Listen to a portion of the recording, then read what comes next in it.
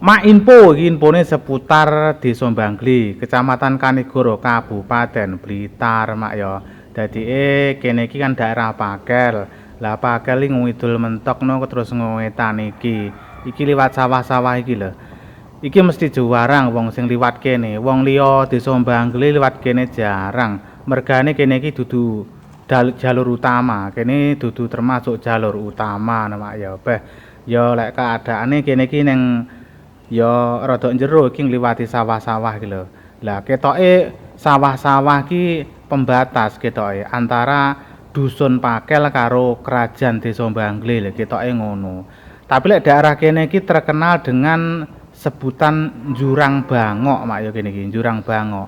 Mbuh Jurang Bangoke termasuk dusun apa ya mek gur karan ya, ya kurang paham. Jajal ngene iki sing ngerti ya sampean komen. Dadi iki pas karo dalan sing utama kantor desa kae lore dalan kae mujur ngulon ngono, tapi sing sisih kulon iki Karang Jurang Bango. Iki kan yo enek anu to, kaya nggen buk iki kan dalane njolek munggah ngono kan, apa ya kuwi sing nggarakne jeneng iki Karang Jurang Bango. Tapi mungkin kene iki sik masuk mbangge kerajaan mungkin ya mek gur karan mungkin ngono tok. Ya wis keadaane ngene iki, lagi kan jeru rada jeru terus enek sumbere barang iki. Mungkin sing garakne karane iki. Ya wis ngene iki keadaane. Aja lali di-subscribe, di-follow, ya terus dikek apresiasi lho. Ajakane demen karo videone. Lah iki mau mentok ngetan to.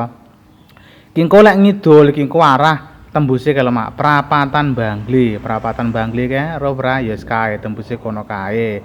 Lah iki kan etan dalan iki kiri dalan iki SD Negeri 1 Bangli.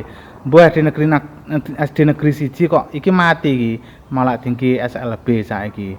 Wah, jan lek kene dalane ya wis mening. Ya wis mak ya info seputar Desa Bangli.